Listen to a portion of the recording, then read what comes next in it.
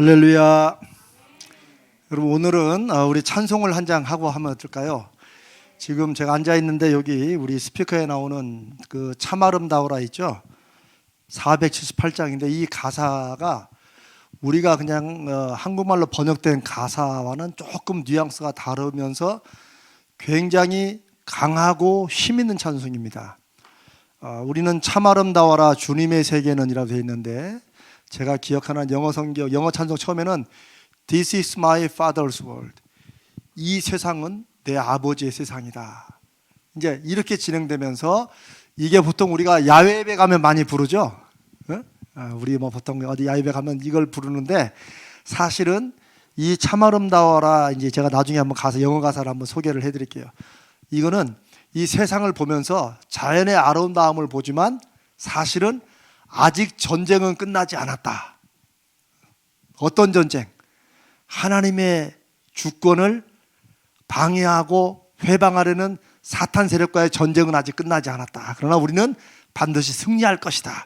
이런 내용이 들어가 있는 찬송이에요, 사실은. 우리가 보통 이 가사만 보면 그런 느낌은 안 들잖아요. 그래서 막 바람이 불고 여기 보면은 시냇물 소리 흐르고 막 이런 아름다운 자연만 얘기하는 것 같지만 사실 그렇지 않습니다. 자, 우리 한번 참 아름다워라. 찬송 있으세요? 아니면 스마트폰으로 478장. 참 아름다워라 주님의 세계는 저 솔로몬의 옷보다 더 고운 백합화. 주 찬송하는 듯 저 맑은 새소리 내 아버지의 지으신 그 솜씨 깊도다. 참 아름다워라 주님의 세계는 저 아침 해와 저녁 놀 밤하늘 빛난 별 망망한 바다와 늘 푸른 봉우리 다 주 하나님 영광을 잘 드러내도다.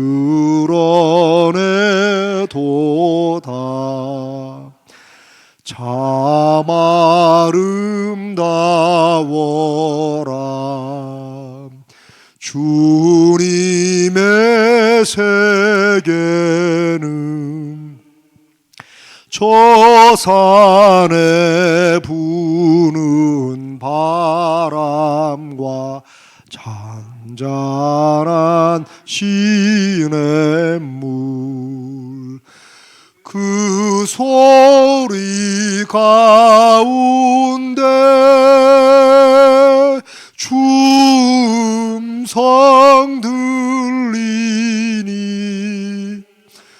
주 하나님의 큰 뜻을 날 뜻하도다.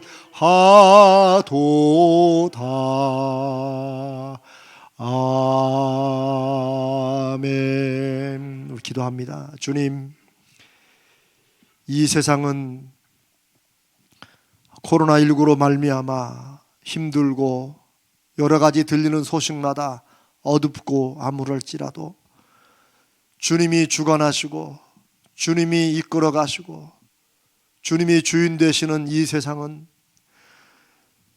믿음의 눈으로 볼 때 얼마나 귀하고 아름다운지 저희들이 478장을 함께 부르며 우리 눈에 보이는 환경과 우리가 살아가는 삶의 환경들은 힘들고 어려울지라도 살아계시며 역사하시는 하나님, 우리 가운데 말씀으로 약속하시고 그 약속을 반드시 이루시는 주님을 생각할 때 주님으로 말미암아 이 세상이 얼마나 아름다운지를 주님 앞에 고백합니다. 우리 부족하고 연약한 믿음들을 성령을 통하여 늘 붙들어 주시고 위로하시고 인도해 주시고 세워주심을 믿고 감사합니다. 우리의 삶 속에서 늘 아름답고 존귀하신 주님의 은혜로 우리의 삶이 주님 때문에 아름다운 세상임을 고백합니다. 주님을 모신 가정이기 때문에 아름다운 가정 되게 해주시옵소서. 주님과 함께하는 부부이기 때문에 우리 모든 가정의 부부들이 아름답게 해주시옵소서. 주님이 주인 되시는 사업장이기 때문에 그 사업장이 아름답게 해주시옵소서. 우리가 주님과 함께 근무하는 직장이기 때문에 그 직장의 일이 힘들고 인간관계 때문에 어렵고 세상에서 직위에 높은 사람들이 힘들게 하여도 주님이 함께 하신 그 이유 때문에 아름다운 직장이 되게 하여 주시옵소서. 오늘도 이 시간에 주의 말씀을 함께 나누는 성경 공부 생명의 삶 네 번째 시간으로 모였습니다. 주님, 이 자리에 함께한 성도들과 온라인으로 함께한 모든 성도들이 함께 주의 말씀을 들을 수 있도록 말씀을 전하는 자나 가르치는 자나 말씀을 듣는 자나 함께 주의 음성을 들을 수 있는 시간 되도록 역사하여 주시옵소서. 간절히 기도하옵기는 이 성경 공부를 하기 전과 한 이후가 작은 것이라도 분명하게 달라지고 새로워지는 은혜를 허락하여 주시옵소서. 우리 주님 거룩하신 예수님의 이름으로 간절히 기도드리옵나이다. 아멘.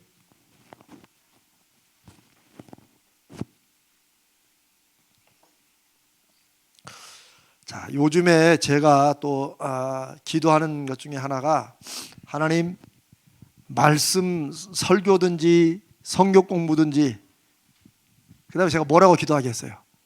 제 설교와 제 성경 공부나 이런 걸 놓고 한번 맞춰보세요. 이거 정답도 없는데 그냥 맞춰보세요. 뭐라도 변화되게 해달라고. 아이고, 우리 집사님 또 제 마음을 아셨네. 근데 80점. 제가 설교를 준비하면서 성경 공부를 준비하고 인도하면서 제가 뭐라고 기도하겠어요? 요즘에 제 제일 관심사, 주여 즐겁게 해 주시옵소서. 그 뜻은 뭐냐면 저는 최대한 재미있게 하려고 제가 애를 쓰지만 그런 재미있는 게 아니고 솔로몬이 다윗도 그렇고 왜 잠언과 시편에서 주의 말씀이 꿀송이보다 달다. 그때는 꿀이 제일 달았으니까 지금은 꿀보다 더 좋은 게 많으니까 애들한테 막 꿀 얘기해야 애들 꿀 안 좋아합니다. 그때 다른 걸로 얘기해야 돼. 애들 같으면 문화상품권. 야, 너 주의 말씀이 문상보다 더 좋다. 이렇게 가야 돼요. 그런데 그 말씀을 제가 이렇게 생각하면서 정말 하나님의 말씀이 우리의 마음에 꿀송이처럼 달게, 그러려면 우리 마음이 그 말씀을 듣고 배우는 시간이 정말 즐거워지도록. 이제 그러려면 제가 이제 준비도 잘해도 잘 전해야 되니까 요즘에 금요 기중기 시간도 마찬가지고 제 늘 기도가 주여 즐겁게 해주시옵소서. 왜냐하면 우리가 네 번째 지금 이제 이 생명의 삶 시간을 네 번째를 하는데 사실 이게 억지로라도 참석을 해야 되고 또 여러분 그러면 자꾸 이제 이 시간들 갈수록 힘들어지는 거야. 갈수록. 그러니까 저는 인간적으로 충분히 그럴 수 있다고 보면서 제 마음에 자꾸 이게 부담이 되는 거야. 주여 그러지 않게.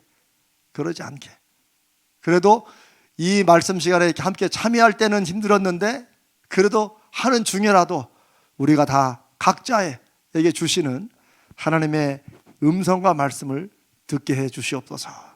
사실 이 내용을 다 기억하실 거, 외우실 것도 없어요. 어떤 분은 목사님 저는 듣기만 하면 잊어버린다고. 염려할 거 하나도 없습니다. 저도 가르치기만 하면 잊어버립니다. 그러니까 오히려 저는 성령께서 말씀을 통해 역사하시는 길은 이걸 막 기억하고 외우고 그런 게 아니고 듣는 순간에 내가 그 말씀이 내 가슴과 내 마음에 부딪혀 올 때 아멘 주님 네 그렇게 될 것을 믿습니다. 그렇게 역사해 주시옵소서. 그 마음에 다가올 때 그때 기도로 붙잡으면 돼. 우리의 기억력을 믿지 마시고. 그러니까 성령님이 하시는 게 그거예요. 생각나게 해주신다. 아멘. 어떨 때 생각나게 해주세요? 적절하고 필요할 때. 근데 그걸 막 기억하려고 애를 쓰니까 막 고민되는, 내가 나이가 들어서 그러나 막 고민할 필요 없어요. 잊어버리면 하나님이 안 필요하니까 생각 안 나게 해주시겠지. 좀 그런 게 있어야 돼요. 제가 이제 저도 이렇게 살려고 했습니다. 그래서 뭐 했다도 깜빡 잊어버리잖아요. 제가 이제 뭐 설교나 강의 같은 거 이렇게 이제 제가 수첩을 가져다닌다 그랬잖아요. 저는 수첩 이거 쓴 지가 한 20년은 된 것 같아요. 그래가지고 여기에 뭐 생각나면은 빨리 적어놔요. 이렇게 적어놔. 그래서 이제 적어놓은 걸 놓고 가는데 어떨 때는 뭐 딱 떠올라가지고 그걸 막 적어놓으려고 하다가 뭐 전화가 온다든지 누가 이제 뭐 제 아내가 말 시켜 그러면 하다가 그걸 딱 잊어먹는 거야. 뭐 전에는 얼마나 그 때문에 제가 스트레스를 받았는지 막 당시 그게 얼마나 기막힌 생각이었는데 막 이랬는데 둘 중에 하나예요. 그게 별로 기막힌 생각이 아니었는데 원래 놓친 고기와 놓친 열차가 늘 뭐 놓친 고기는 크고 그렇던 것 좀 그렇게 된 거다라고 제가 자꾸 생각하기 시작했고 또 하나는 하나님께서 별로 안 중요하고 또 지금은 그거 쓸 때가 아니라고 해서 그냥 잊어버리게 하신 모양이다. 이렇게 생각하니까 훨씬 마음이 편해. 안 그랬으면 전에는 잠도 못 잤어요. 제가 막 그 기막힌 생각이 있었는데 근데 막 별로 기막힌 것도 아니고 아시겠죠? 그러니까 어떻게 하라고 말씀은 어떻게 하라고요? 듣고 마음에 어떤 감동이나 어떤 결단으로 오는 순간에 주님 저 말씀의 약속대로 이루어 주십시오. 제가 저 말씀의 열매를 맺기를 원합니다. 아멘 속에 그게 담겨 있는 거예요. 그렇게 해서 여기다 딱 저장해 놓으면 성령께서 필요 적절할 때 생각나게 하실 줄로 믿습니다. 저도 이제 그런 담대함으로. 오케이. 자, 오늘은 하나님의 사랑에 대해서 함께 말씀을 이제 배우고자 합니다. 하나님의 사랑. 자, 지난주에 그래도 뭐 했는가 한번 물어봐야죠. 뭐 했어요, 지난주에는? 그래도 뭐 또 기억하시네. 죄. 자, 죄가 뭐라고 그랬어요? 죄는? 이거 그래도 뭐, 굉장히 수준이 높으신데, 맞아요. 죄는 불법이라. 근데 불법이 법이 없는 게 아니고, 내가 법이 되는 거. 또 두 번째는? 죄는?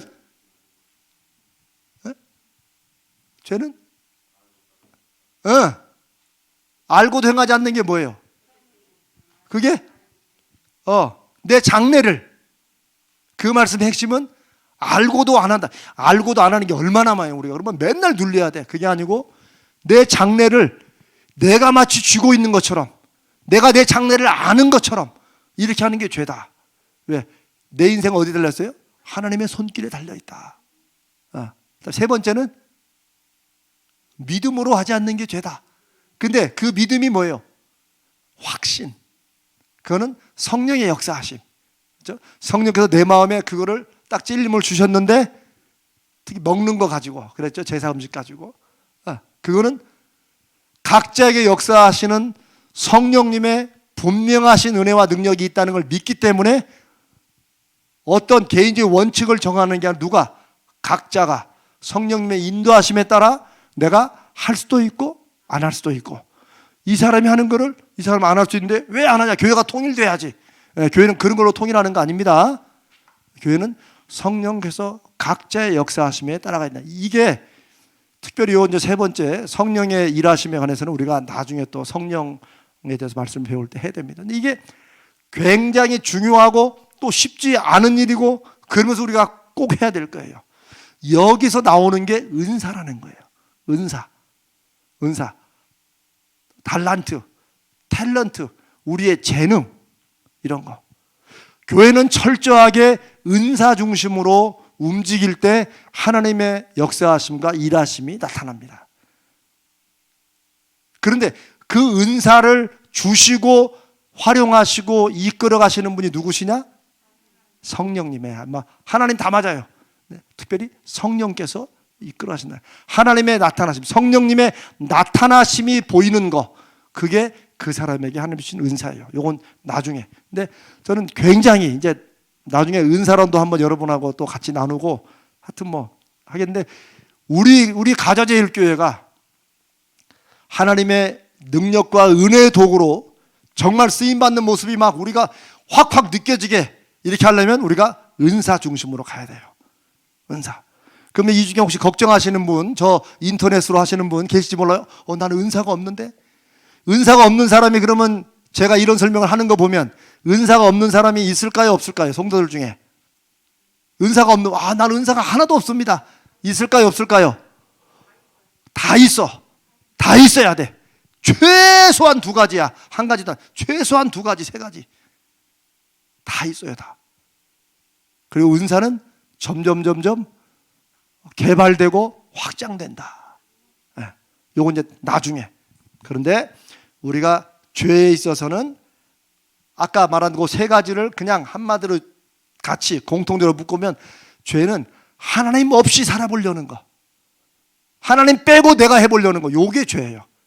그게 세 가지의 성경 구절에서 그냥 종합할 수 있는 거예요. 죄는 뭐라고요?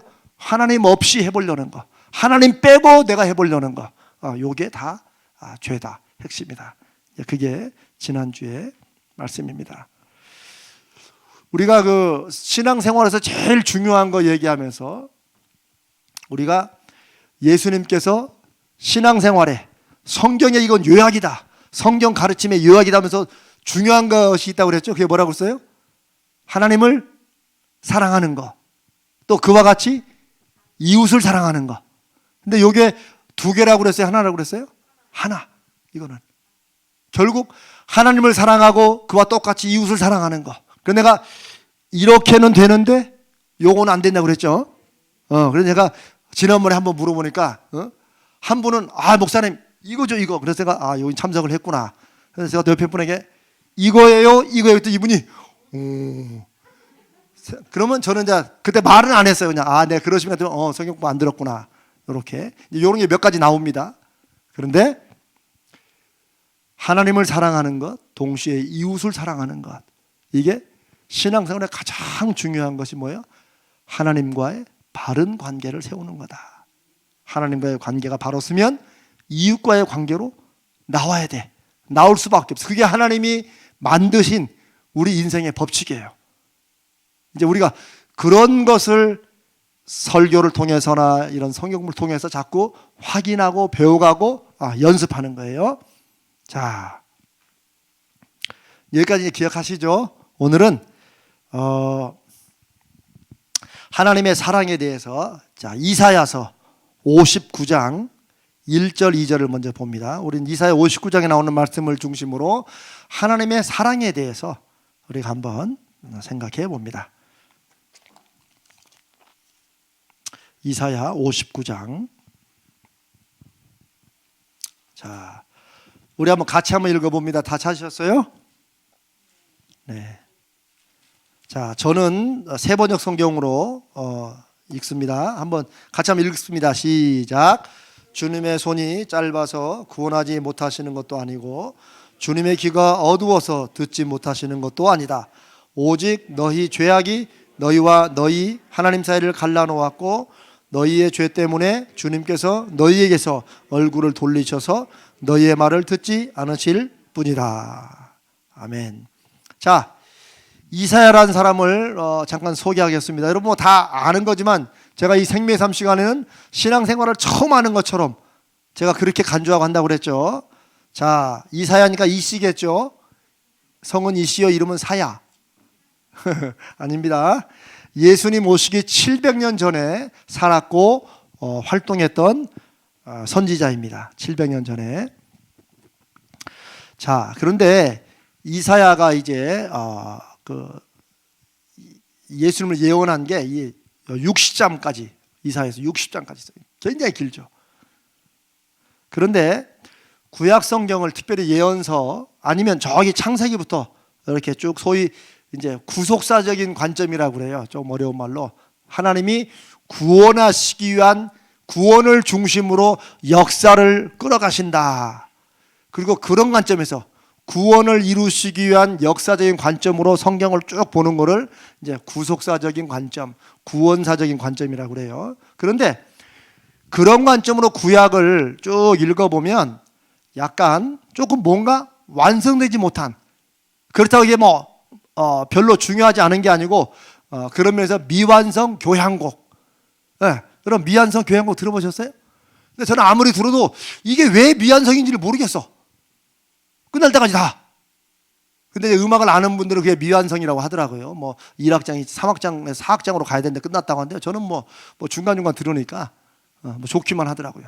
그런데 구약 성경이 은혜롭고 귀한 말씀이긴 한데 어떤 면에서 미완성 교향곡 같다라고 하는 말은 무슨 의미냐면, 특별히 오늘 이제 예언서인 이사야서나 에스겔서나 이렇게 보면 계속해서 핵심이 누가 온다, 그분이 오신다, 또 그날이 오면 그때 이런 말이 굉장히 많아요. 왜냐하면 예언서니까 그러겠죠. 앞으로 뭔가 일어날 일과 앞으로 오실 분에 대해서 미리 말하는 게 예언이잖아요. 그러니까 대체 누구냐, 대체 언제 오느냐, 이제 이런 확답이 오지 않았다는 점에서, 그런 점에서 미완성 교향곡 같다는 거예요. 미완성, 성경이 미완성이라는 뜻이 아닙니다. 사실 우리는 이미 다 알죠. 이제 그 오실 분이 누구예요? 예수 그리스도. 그런데 예수 그리스도에 대한 예언은 이미 에덴 동산에서부터, 창세기 3장에서부터 이미 시작되었다. 그게 이제 신학자들의 아주 공통되고도 아주 중요한 그런 핵심입니다. 그러니까 예언서 나중에 흔히 말한 대로 이스라엘 왕조가 서고 나중에 이렇게 예수님이 오실 걸 예언한 게 아니고, 이미 저 에덴 동산 창세기 처음 인간을 창조한 그때로부터 하나님은 하나님의 아들 메시아를 우리 가운데 구원자로 보내실 것을 약속하시고 예언하셨다는 거예요. 그러면서 그 예언이 세월이 지날수록 점점점 구체적으로 드러나고 더 밝게 보여지는 거예요. 창세기 3장 15절을 한번 펴보세요. 에덴 동산에서 일어났던 일. 창세기 3장 15절. 그래서 창세기는 참 감사하죠. 찾기가 쉬우니까. 제일 앞에 있어 쭉. 창세기 3장 15절. 자, 한번 읽습니다. 시작. 내가 너로 여자와 원수가 되게 하고 너의 자손을 여자의 자손과 원수가 되게 하겠다. 여자의 자손은 너의 머리를 상하게 하고 너는 여자의 자손의 발꿈치를 상하게 할 것이다. 여기서 뱀은 이제 사탄을 상징합니다. 성경 공부를 잘못하면 이거 끝난 다음에 다 뱀 잡으러 다녀. 사탄이라고. 근데 여러분 웃지만 저희는 중학교 때 미션 스쿨을 다녔는데 그때 정말 성경을 잘 몰라서 그런지 우리는 소풍 가면 뱀들이 나와요 이렇게. 그러면 우리는 뱀을 반드시 잡아서 죽였어. 왜? 사탄이라고. 아니 그런 엉뚱한 확신으로 다닐 때. 근데 뱀은 여러분 사탄이 아닙니다. 뱀은 사탄이야. 그냥 사탄이 뱀 속으로 들어가서 뱀의 형상을 띠고 나타나서 그랬던 것이지 뱀이 사탄이 아닙니다. 특히 우리 한국에서는 뱀이 사탄이든 뭐든 감히 힘을 못 핍니다. 우리 민족이 대단한 민족이에요. 왜? 우리 뱀을 잘 먹잖아요. 우리는 또 세계 어느 민족보다 우리는 사탄이 꼼짝 못해 그냥. 자, 그런데 이 3장 15절의 이 저주는 아담과 하와가 하나님 앞에 먹지 말라는 선악과를 먹고 따먹고 난 다음에 하나님이 주시는 벌이에요. 형벌이에요. 3장 15절은 뱀에게 내린 저주와 형벌이에요. 언뜻 이 3장 15절을 보면 이 저주 때문에 사람들이 뱀을 그렇게 싫어하는구나, 막 뱀을 죽이려고 애쓰는구나, 요 정도 같지만 그 정도가 아닙니다. 여기서 보면 여자와 원수가 되게 하고 너의 자손을 여자의 자손과 원수가 되게 하리라. 근데 여기서 여자의 자손이 이제 영어 성경이나 원문 성경에 보면 이게 복수가 아니라 단수예요. 그 말이 무슨 말이냐면 여자의 자손이 한 명이라는 거예요, 여러 명이라는 거예요. 한 명이라는 거예요. 그러니까 가령 이게 그냥 일반적인 예언이라면 너의 자손은 누구예요? 사탄의 후예들, 사탄의 후예들과 여자의 자손들 그랬다면 뭐예요? 여자의 수없이 많은 후예들하고 싸우는 것처럼 그런 생각되지만 사실은 여자의 자손이라고 말할 때 그 자손은 단수, 혼자야, 혼자. 그래서 여기에서 이 여자의 자손이 무엇인가 하는 것에 신학적인 핵심이 있는 거예요. 우리는 그분이 누구예요? 예수 그리스도. 근데 이게 또 특이한 것은 이스라엘은 고대 이스라엘은 철저하게 남성 중심이에요. 우리나라 유교하고 아주 비슷해요. 그래가지고 유대인들은 자손을 따질 때 아버지의 자손이에요. 그래서 누구의 아들 누구 성경 이렇게 나오죠. 그렇게 나오지 뭐 딸의 누구 아내의 누구 이렇게 하질 않아요. 근데 여기는 특별히 여자의 자손을 얘기하고 있어요. 그게 또 아주 의도적이고 특별한 부분이 되는 거예요. 여자의 자손 누구예요? 예수님의 처녀 탄생이 이미 여기서 예언되어 있다. 자, 여러분 여기 창세기 3장 15절에 보면 뱀은 여자의 자손, 즉 나중에 오실 메시아에 주는 상처가 뭐예요? 뱀의 자손이 주는 공격이 뭐예요? 여기 나와 있잖아요. 머리가 아니지. 여자의 자손에 뭐예요? 발 뒤꿈치를 물죠. 그렇죠. 발 뒤꿈치를 물죠. 그 다음에 여자의 자손은 뱀에게 어떻게 해요? 머리를 깨죠. 그래서 어떤 분이 발 뒤꿈치 물리는 게 아프냐, 머리를 깨는 게 더 아프냐? 그렇지. 제가 이렇게 우스개로 말했지만 뱀도 분명히 공격을 한다는 거예요. 뱀도 여자의 자손인 메시아의 공격을 해요. 근데 기껏해야 발 뒤꿈치를 무는 거야.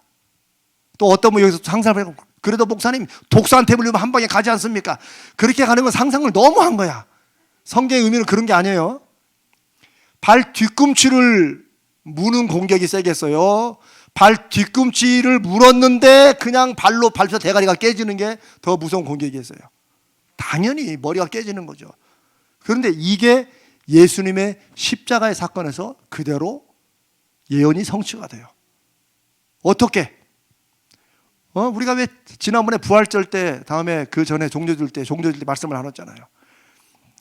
빌라도를 통해서 당시의 바리새인 서기관 제장들을 통해서 사탄을 어떻게 해요? 예수님을 어떻게든 죽이려고 했는데 기껏 십자가에 못 박아서 죽였는데 결국 뭐예요? 발 뒤꿈치를 물은 거야. 완전히 끝낸 줄 알았는데 근데 예수님이 하나님의 능력으로 3일만 다시 살아나셔서 죽음도 이기시고 하나님의 나라를 이루시는 최후의 승리를 보여주신 거예요. 그걸로 성전의 휘장이 반으로 갈라지고 막 무덤들이 열리고 이거 다 하나의 하나님께서 최후 승리를 주시는 상징이에요. 그로 인해서 사탄은 완전히 힘을 잃고 우리는 지금 어떻게 살아요 이제? 그 사탄의 잔당들을 소탕으로 간다. 이건 이제 좀 전쟁 용어인데 막 포병이 막 공격하고 막 하고 공군이 다 쓴 다음에 보병들은 뭐 하냐? 굴 속에 숨어 있는 적들 하나씩 잡으러 다니는 거예요. 우리가 바로 그 일을 하고 있는 거예요.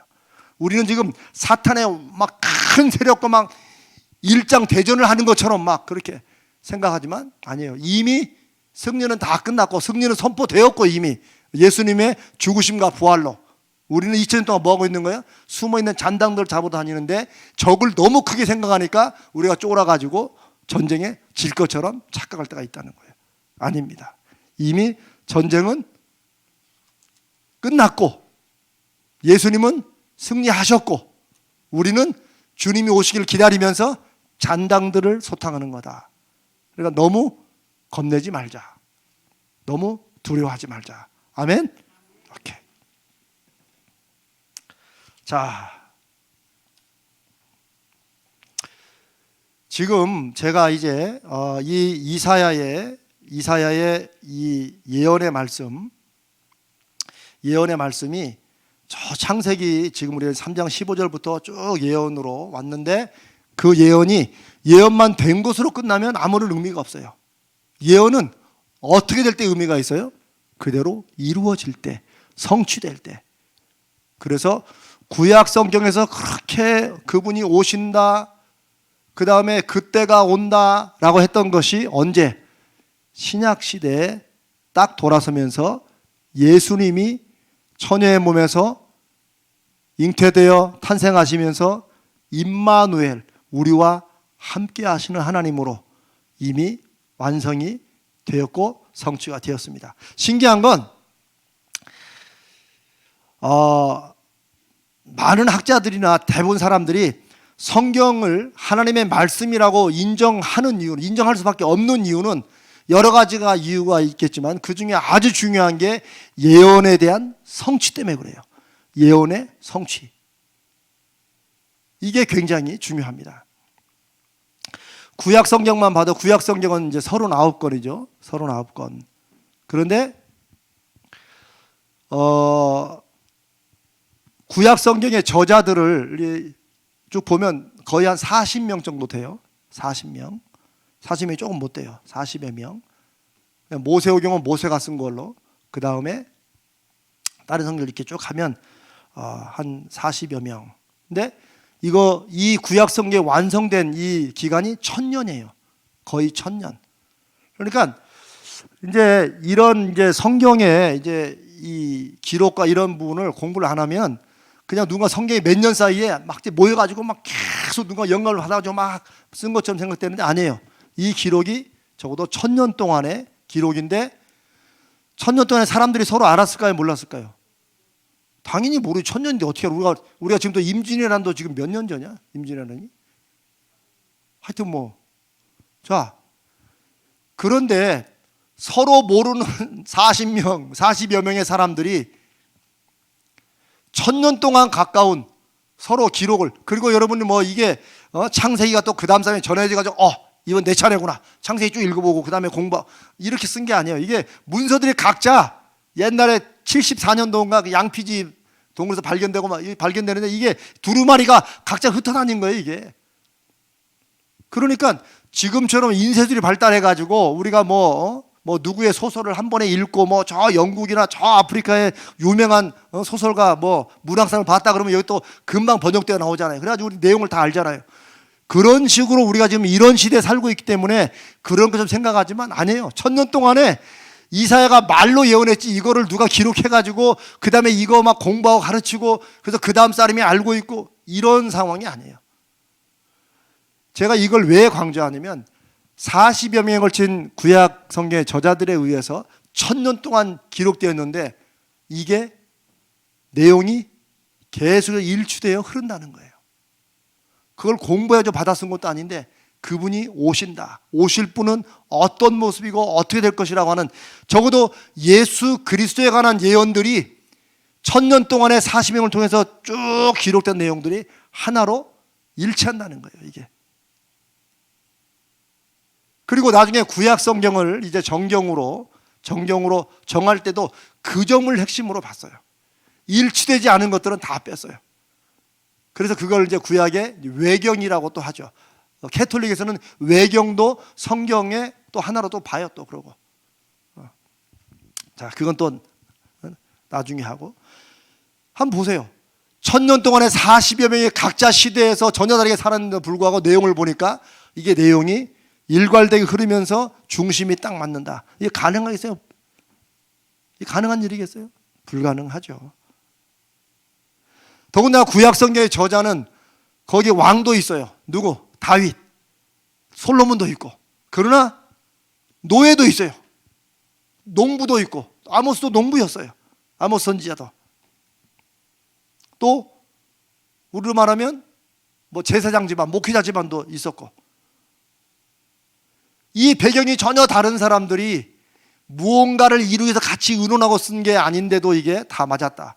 이게 이제 성경의 내적 통일성이라는 거예요. 이게 내적 통일성이 이루어진다. 그래서 이거는 사람이 쓸 수 없다. 그나마 그렇게 예언만 같이 중심을 잡고 통일성을 이룬 게 아니고 이 예언이 그대로 신약 성경에서 예수님이 오시면서 다 성취가 되었다. 이건 이제 더 놀라운 일이지. 제가 지금 앞부분만 얘기를 하는 거예요.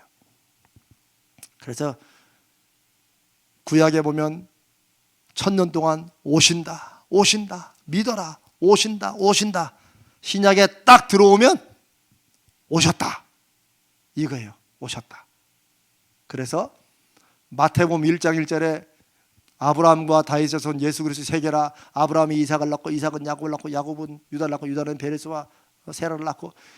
제가 지금도 이걸 외운 이유가 한 40년도 더 넘은 전에 이거 성경 퀴즈대회, 그때는 그런 것도 많이 했어요. 막 교회끼리 막 성경 퀴즈대회 하고, 또 교회에서 이제 이기면 전국 대회도 하고 막 그래가지고 이걸 다 외웠다니까 내가 왜 아브라함의 족보를 다 외웠는지 모르겠어요 그때. 근데 지금도 그 잔재가 남아 있어요. 그런데 처음 성경을 읽는 사람은 마태복음에 낳고 그런 것 같지만 이게 뭐예요? 실제 하나님이 역사를, 사람들의 역사를 통해서 누가 오셨다는 거예요? 제일 마지막에 예수 그리스도, 정혼한 요셉과 정혼한 마리아라는 여인을 통해서 예수 그리스도가 오셨다는 거예요. 약속된 대로 다윗의 가계를 통해서, 혈통을 통해서. 그 예언서를 쓴 많은 사람들 중에 한 사람이 바로 오늘 우리가 읽은 이사야. 우리가 오늘 읽은 이사야 59장 1절 2절을 보면, 자 이제 한 글씩 봅니다. 지금 앞으로 오실 메시아에 대한 예언이에요. 이게. 그런데 이스라엘 사람들이 굉장히 어려움에 처해 있었어요. 그래서 하나님 앞에 막 도움을 청하는 거예요. 기도도 하고 하나님 앞에 제사도 하고 막. 그런데 아무런 응답이 없어요. 도움도 없고 어려움은 계속되고. 그러니까 사람들이 야, 이거 하나님이 계신 거냐? 하나님 우리 기도를 안 들어주시는 거냐? 심지어 하나님이 귀가 좀 멀어졌냐? 이런 얘기를 하는 거예요. 그때 하나님께서 이사야를 통해서 이사야 59장 1절의 말씀을 하신 거예요. 주의 손이 짧아서, 그러니까 사람들이 한 말을 그대로 하나님께서 이사야를 통해서 한번 그대로 표현하신 거예요. 사람들이 야, 하나님이 어디 바쁘신 거 아니야? 우리가 그런 말 하잖아요. 하나님이 좀 팔이 짧으시, 여기까지는 못 오시나? 주의 손이 짧아서 구원하지 못하시는 것도 아니고 주님이 능력이 없어서 그런 게 아니라는 거예요. 주의 귀가 어두워서 듣지 못하시는 게 아니다. 하나님이 기도를 하도 많이 하거나 하도 어렵게 해가지고 못 알아듣시는 게 아니라는 거예요. 하나님 바빠서 잠깐 하나 못 알아듣시는 게 아니라는 거예요. 이유가 뭐예요? 2절에 오직, 핵심 뭐예요? 너희 죄악이 너희와 너희들이 기도하는 하나님 사이를 막았다는 거예요. 갈라놓았다는 거예요. 너희의 죄 때문에. 그리고 하나님께서 너희에서 얼굴을 돌리셨고 너희 말을 듣지 않으시는 거다. 이사야가 말한 것은 한마디로 뭐예요? 하나님과 우리 사이에 뭐예요? 막혔다는 거예요. 막혔어. 끊어졌어요. 그분의 도움과 지혜와 능력을 막 한참 필요할 때 구하고 하는데 그게 안 오는 이유가 하나님 편에 있는 게 아니고 누구 편에 있어요? 우리 편에 있다는 거예요. 우리 편에. 그게 한마디로 죄 때문이라는 거예요. 죄의 특징은 갈라놓는 거예요. 죄의 특징은 하나가 된 것을 자꾸 분열시키는 특징이 있어요. 죄의 특징은 속이는 거예요. 있는 걸 그대로 말하는 건 죄가 아니에요. 있는 것을 이렇게 꼬고 이렇게 바꾸고 하는 게, 그런 게 죄의 특징이죠. 그렇죠? 부부 사이에도 마찬가지죠. 죄는 갈라서기예요. 그 갈라서는 부부싸움의 최초의 인류 역사의 부부싸움이 어디서 있게요? 인류 최초의 부부싸움. 그렇죠. 아담과 부부였으니까 그 부부가 안 싸울 리가 없지. 그래가지고 선악과를 먹고 아담은 누구 핑계를 대요? 하와 핑계대고, 하와는 뱀 핑계대고. 오늘 똑같아요. 남편의 수술 받으면 와이프가 접시를 깬다든지 강아지를 찬다든지 그러니까 옛날이나 지금이나 앞으로나 사람들은 다 비슷비슷해요. 참 이런 거 보면 신기하죠. 갈라지는 거예요. 갈라져. 죄는 하나님과 우리 사이에 연결해 주는 것을 연결하지 못하도록 막고 있는 무언가다.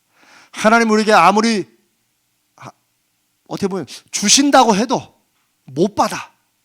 여러분, 이 호수 길게 해가지고 어디 물 줘보신 적 있어요? 여기 혹시 궁금하신 분은 끝나고 올라가서 여기 우리에게도 긴 호수 있으니까 아니 해보셔. 처음에는 잘 나와요. 아무 이유 없는데 물이 뚝 끊어져. 그러면 우리 첫 마디가 물 끄지 마. 물 틀어. 저쪽에서는 물 틀어져 있어. 근데 왜 물이 안 나와? 여러분 이런 대화 있죠? 근데 보면 왜 그래요? 여러분 잘 아시는구나. 꼬인가 꼬여. 여기 한번 딱 접혔는데 신기하게 물이 안 나와. 아무리 세게 틀어도. 여러분, 이게 죄라는 거예요. 그 단순한 것 같지만 그 호수가 그렇게 잘 나오던 물이 한번 살짝 딱 접히니까 뚝 끊어져 안 나와. 왜 하나님이 우리에게 도움을 안 주시냐? 하나님이 귀 먹으셨냐? 팔이 짧냐? 별 얘기를 다 해도 하나님께서는 꼬였다 임마. 꼬였어. 그거 한마디로 그거예요. 야, 너하고 나 사이가 그거 꼬였잖아. 꼬인 거야, 꼬인 거. 그걸 죄라고 말하는 거예요. 지금 죄에 대해서 이사야에서는 조금 다른 면으로 설명한 거예요. 죄는 하나님과 우리 사이에 우리가 중심되어 살려는 것인데, 또 다른 면으로 그 죄가, 이거는 죄의 어떤 그 속성보다도 죄의 특성, 죄가 얼마나 어떤 역할을 하느냐, 하나님과 우리 사이를 막는다. 이게 꼰다. 하나님은 우리한테 보내셨는데 죄가 못 받게 하는 거예요. 이래서 우리가 성경에서 우리들을 자꾸 죄인이라고 하는 이유가, 내가 뭐 죄진 것도 없는데 왜 자꾸 그러는가. 제가 그냥 미국에서 목회할 때 이 죄에 대해서 막 설교를 너무 많이 했더니, 어떤 분이, 제가 전에 얘기했죠, 어떤 분이 새로운 교인을 데리고 와가지고, 새로운 사람을 데리고 와가지고, 우리 목사님 말씀 좋다고 데려갔는데, 또 그날도 제가 하필 또 이제 이 죄 얘기를 했는가 봐요. 막 이런 얘기 막, 여러분이 아무리 기도해도 죄 때문에 막 이러니까 그분이 왜 자꾸 죄인이라고 그래, 무슨 죄야, 쿡쿡 찌르니까 이분이 괜찮아, 조금 있으면 예수님이 다 용서해 준다고 하실 거야. 이게 실제 제가 들은 고백이에요. 그래서 자기가 그런 얘기도 들었다고. 그러니까 그 말은 사실이지만 저는 그걸 듣고 나서 제가 지금도 20년이 넘은 지금도 생각나는 게, 우리가 죄에 대해서 성경이 말씀하시고 하나님 말씀하시는 그 심각성에 비해서 우리는 얼마나 간단하고 가볍고 쉽게 생각하는가 하는 거예요. 하나님에서 답답하다고만 하지, 하나님이 응답을 안 하신다고만 하지, 이게 꼬여가지고 하나님과 우리 사이가 막혀있고 끊어지고 하나님께서 아무리 보내셔도 우리가 못 받는 이유가 죄 때문이라는 걸 우리가 모른다는 거죠. 자, 이제 그 죄의 결과를 봅니다. 이제 로마서로 들어갑니다. 로마서, 신약성경 로마서 1장 28절.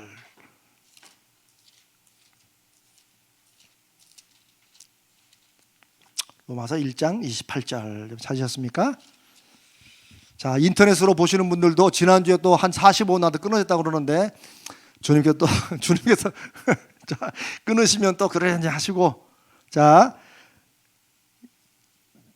1장 28절 읽습니다. 죄의 지금 결과를 말하는 겁니다. 읽습니다. 시작.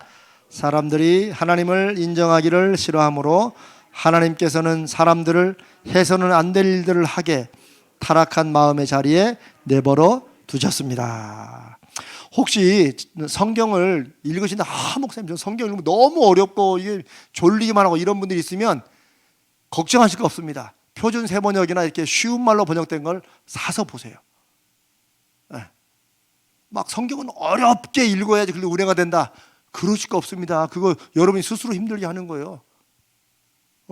이해 안 되는 걸 억지로 막 이렇게 하려고 하는 게 여러분 스스로가 힘들게 하는 거예요. 성경은 쉽게 이해가 돼야 돼요. 일단 읽으면 내가 그 말씀대로 사는 거는 좀 어려워도 그 말씀이 무슨 뜻인가는 쉽게 이해가 돼야 되죠. 자, 그래서 제가 자꾸 여러분에게 이 표준 세번역을 소개하는 거예요.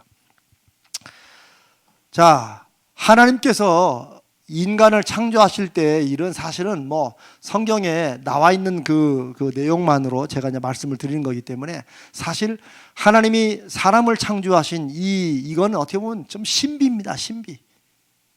신비는 참 신기하기도 하지만 그 안에 감춰진 게 있어서 우리가 다 알지 못하는 거예요. 제가 이제 은사에 대해서 나중에 은사론 은사에 말씀 나누겠지만 그때도 뭐 다 알지도 못하고 뭐 그냥 일부만 성경에서 말씀하시고 제가 성경을 이해한 일부만 여러분과 나눈 겁니다. 그런데 분명한 건 우리에게 자유의지를 주셨다는 거예요. 이거는 뭐 사람을 기독교 신앙을 안 가진 사람들도 인간다운 특징의 하나를 바로 free will, 자유로운 의지, 뜻. will은 내가 하고 싶은 대로 하는 거예요. 근데 그게 free한 거예요. 자유로운 거야. 자유의지라는 게 그런 거죠. 다른 말로 하면 하나님이 선택권을 주신 거예요. 어떤 면에서 보면. 선택은 누가 해요? 내가 하는 거죠. 여러분 오늘 아까 점심에 짜장면 드셨어요? 짬뽕 드셨어요? 아이 뭐 다 하는 거냐? 빨리 얘기해보세요. 짬뽕 드셨어요? 짜장면 드셨어요? 골고루 먹어서? 아니 집사님은 뭐 드셨어? 잡채밥 전혀 새로운 거네. 짬뽕 짜장 모르는데 저희는 전혀 잡채밥. 그러니까 우리의 선택의 범위를 넘어가시는 거야. 잡채밥 누가 먹으라고 그랬어요? 그렇지, 본인이 먹었지. 나는 짬뽕 먹고 싶었는데 나는 짜장을 먹었어요. 이런 분들은 빨리 자유의지를 회복하시기 바랍니다. 다른 사람이 다 짬뽕 짜장 해도 나는 볶음밥, 나는 잡채밥, 나는 잡탕밥 시킬 수 있어야 돼요. 그런데 하나님께서 우리 삶에도 하나님이 모든 걸 주관하신다고 우리가 믿고 그렇게 살지만 하나님은 그런 우리에게 다 자유의지를 주셨다는 거예요. 절대 하나님은 강압적으로 안 하십니다. 그런데 사람들이 요게 익숙해지다 보니까 이제는 하나님이 없이도 자기가 잘 살고 있고 또 그게 또 편해. 이제 여기서 문제가 생기는 거죠. 그래서 우리가 지난주에 죄라고 말할 때 하나님 없이 해보려고 하는 거, 이게 편하거든. 이게 쉽고 이게 이제 죄의 아주 중요한 속성이라고 말씀드리는 거예요. 그런데 하나님께서 그러시면 또 딱 막아야 돼. 이 자식들 자유주의 듣더니 도로 내놔 자유주의 이렇게 하실 것 같은데 안 그러시고 하나님이 여기 로마서 1장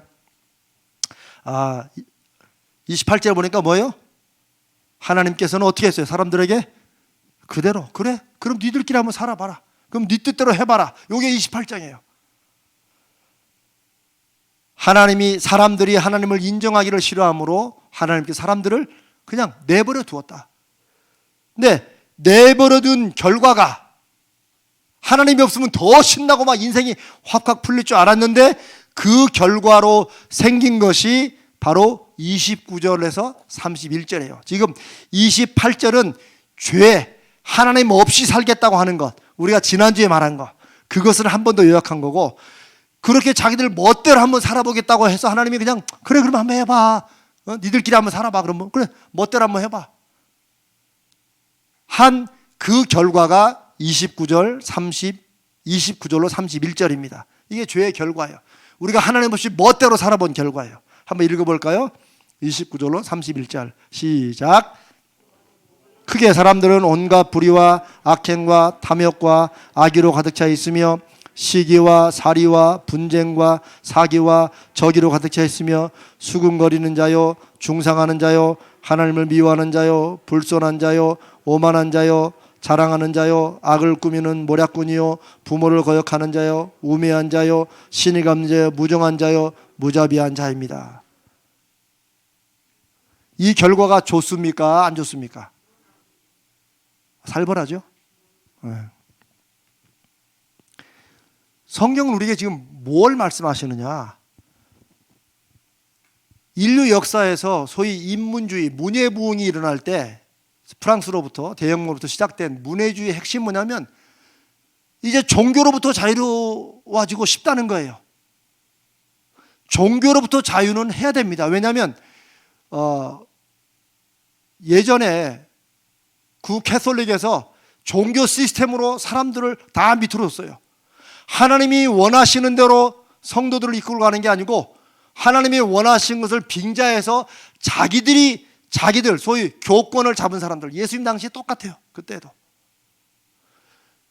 계속해서 그 교권을 해가지고 사람들을 자기 밑에 둘러가서 자기들은 이득을 취하는, 흔히 목사들이 저를 포함해, 저는 그런 말은 안 하지만 하여튼 다 저를 포함한 목사들이 성도들은 세상 것을 버리라고, 그건 아무 쓸모없다고 막 그렇게 설교하고 강조해놓고 자기들은 그 세상 것 가지려고 그냥 애를 쓰는 이런 일들이 가톨릭 때나 그거로 종교개혁에서 지금이나 다 똑같다는 거예요. 이런 종교적인 이런 악함에서는 반드시 벗어나야 돼요. 그런데 문예비운과 인문주의의 핵심은 그렇게 종교에서 벗어나자고 하는 것에서 넘어가 가지고 결국 누구로부터 벗어나자는 거예요? 그 김에 하나님까지도. 그래서 인본주의를 말할 때 신학교에서 제일 많이 말하는 것 중에 아이를 씻기려고 아이를 이제 깨끗이 씻겼잖아요. 아이를 씻겼다가 물을 버리면서 뭐 또 버려? 애도 같이 버리는. 그게 바로 근대 인본주의의 가장 큰 오류라는 거예요. 분명히 역사적으로 볼 때 가톨릭과 기독교가 분명히 잘못한 거 있습니다. 악하게 했어요. 하나님의 이름을 팔아가지고 자기들의 배를 채웠어요. 악한 거예요. 그러니까 쉽게 말하면 그 복음으로 따진다면 그 아이를 씻겨야 돼요. 씻겼어요. 좋아요. 그런데 버리면 물만 버려야 되는데 함께 애까지 같이 버리듯이 하나님까지 버리게 된 거예요. 하나님을 섬기고 나아가는 그런 것을 어쩌면 더 좀 잘 해보자고 어떤 종교의 체계를 만드는데, 종교의 체계로 인해서 사람들이 그걸 가지고 악용하고 이래가지고 그거를 개혁하고 하는 건 좋았는데, 문제는 그걸 개혁한다고 하면서 하다 보니까 야, 하나님만 없으면 이런 고민도 할 게 없지 않느냐 해서 하나님까지 버려버린 게 바로 인문주의의 핵심이라는 거예요. 그래서 사람들은 자유롭다, 이제는 하나님 없는 세상에서 마음껏 살아보자 라고 했던 거예요. 이게 지금 1700년도 1800년도 얘기를 하지만 사실은 성경은 이미 2000년 전에 사도 바울의 편지를 통해서 로마서에서 하나님을 그 마음에 두기를 싫어하고 하나님을 삶에 인정하기를 싫어하는 사람들이 멋대로 한번 살아보자고, 이제 우리 의지대로 한번 우리 이성으로 지혜로 살아보자 라고 했는데, 그 결과를 오히려 29절로 31절에 사람들 온갖 불의, 악행, 탐욕, 악의, 시기, 살인 이렇게 살게 되었다. 왜? 하나님이 인생에 빠져 있으면 인생이 이렇게 된다는 걸 하나님께서 말씀해 주시는 거죠. 32절에 봅니다. 32절 한번 읽습니다. 시작. 그들은 이와 같은 일을 하는 자들은 죽어야 마땅하다는 하나님의 공장법도를 알면서도, 자 여기까지. 네. 자 29절 31절의 죄의 결과예요. 그런데 이런 행동을 하면 어떤 사람들 어떻게 돼야 돼요? 당연히 죽어야 돼요. 벌을 받아야 돼요. 그걸 알아요. 그렇죠? 그게 이제 지금 32절 그 앞부분이에요. 이와 같은 일은, 여러분이 헷갈리시니까 저도 아예 그냥 개역 성경으로 읽는 게 좋겠네. 로마서 1장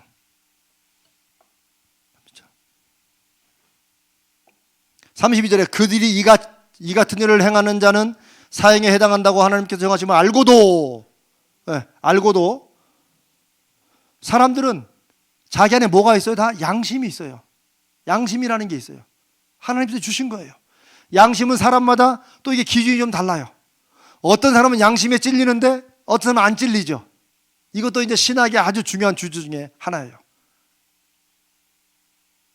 우리가 지난주에 말한 사도 바울이 성령님께 믿음으로 하지 않는 게 죄다라고 말할 때 그 믿음으로 한다는 게 확신이에요, 확신. 그런데 이 확신 가운데 역사하시는 분을 성령으로 인정하고, 성령께서 우리에게 무언가를 주시면 하고 무언가를 안 하시면 안 하고. 그런데 이것을 다른 쪽에서는 어떻게 이거를 이해를 하냐면 그게 양심의 문제 아니냐. 근데 아니에요. 성령의 역사하시면 양심과는 또 조금 달라요. 비슷하게 작용을 하지만 왜? 양심은 사람마다 기준이 달라요. 어떤 사람은 양심에 찔리는 걸, 어떤 사람은 양심에 하나도 안 찔려.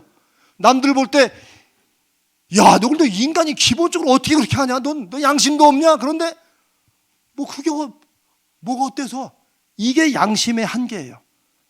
양심은 누구에게나 다 작용하는 공정한 기준선 같지만 그렇지 않아요. 그래서 성령의 역사하심은 양심과는 조금 달라요. 믿는 사람들이 양심에 의해서 사는 거라고 말하지만 실은 양심과는 조금 다른 게 있어요. 이거는 이제 조금 더 복잡한 신학적인 문제. 그래서 우리가 성경 공부를 하는 이유도 사실 우리가 모르면 그게 잘못인지 몰라요. 그러나 배우고 알고 나면 그것이 잘못인지를 알고 깨닫게 돼요. 이게 성령의 역사하심과 양심의 관계가 아주 이렇게 참 신묘하게 연결이 되죠. 그건 나중에. 그런데 이제 이런 양심 때문에 사람들이 기본적으로 누구나 다 하나님을 모르는 사람들도 이런 죄를 보면 아, 내가 정말 이러면 안 되지라고 하나님 앞에 돌아와야 되는데 이 사람들은 뭐라고 하느냐? 하나님을 인생에서 빼내버리고 하나님 없이도 살아보겠다고 하는 사람들이 그런 엄청난 죄악된 결과를 보고도 뉘우치고 돌아와야 되는데 뭐라고 하느냐? 32절 뒷부분, 아까 읽었던 뒷부분 읽습니다. 시작. 자기들만 행할 뿐 아니라 또한 그러한 일을 행하는 자들을 옳다 하느니라. 요게 아주 요즘 시대에 오히려 사도 바울 시대보다도 요즘 시대에 더 딱 맞는 말씀이에요. 이게 무슨 말이에요? 죄가 있으면 아, 내가 잘못됐구나 하고 돌아오는 게 아니라 양심이 괴로우니까 이 양심을 가라앉히고 이 양심의 문제를, 양심의 찔림을 해결하기 위해서 어떻게 한다는 거예요? 야, 같이 하자, 같이. 이거 한번 같이 하자. 여러분, 이 같이 하자는 좋은 일이 아니고 안 좋은, 죄를 짓는데 같이 하자는 건 저 앞에서부터 시작됐어요. 그 누구야? 우리 아까 읽었잖아요. 하와가 먹고 맛있고 좋아서 남편도 먹으라는 게 아니에요. 이게 확 찔리거든. 나 혼자 다 뒤집어 쓸 수 없거든. 그러니까 그걸 누구한테 주자? 아담에게도. 이게 죄인 줄 알면은 빨리 뉘우치면 되는데 사람들 어떻게 한다고? 저기 하나님이 지으신 첫 인류 아담과 하와 때부터 자기의 양심에 찔리는 거, 이것을 없애고 이것을 가리기 위해서 어떻게 한다고? 먹어봐, 괜찮아. 야, 어떻게 나만 그래? 다 그래, 사람들이. 이거예요. 여러분, 요즘 이런 얘기 많죠? 어떤 문제에 대해서 특별히 요즘에 이제 뭐 제가 이런 얘기는 좀 길게 가니까 안 들리는데 뭐 가령 동성애 문제나 이런 문제도, 이건 복잡한 문제지만 이런 문제도 사람들이 제일 많이 말하는 게 뭐예요? 이미 서구 사회는, 우리 왜 간통죄 없앨 때 그랬죠? 간통죄 아세요? 간통죄 없앨 때도 이게 이미 시대의 흐름이다. 서구나 어디는 이미 간통죄가 폐지된 지 몇십 년이 지났다. 우리만 뒤처지고 있다. 그러면 잘못 보면 이걸 잘못 해석하면 우리가 정말 굉장히 법적으로 뒤처지고 있구나 라고 생각할지 모르지만은, 한 예를 들어서 이게 로마서 1장 32절과 비슷해요. 자기들이 죄를 짓고 나서 이걸 돌아서야 되고 죽을 줄 알면서도 어떻게 해요? 자기들만 행할 뿐 아니라 그런 일을 행하는 자들을 옳다 한다.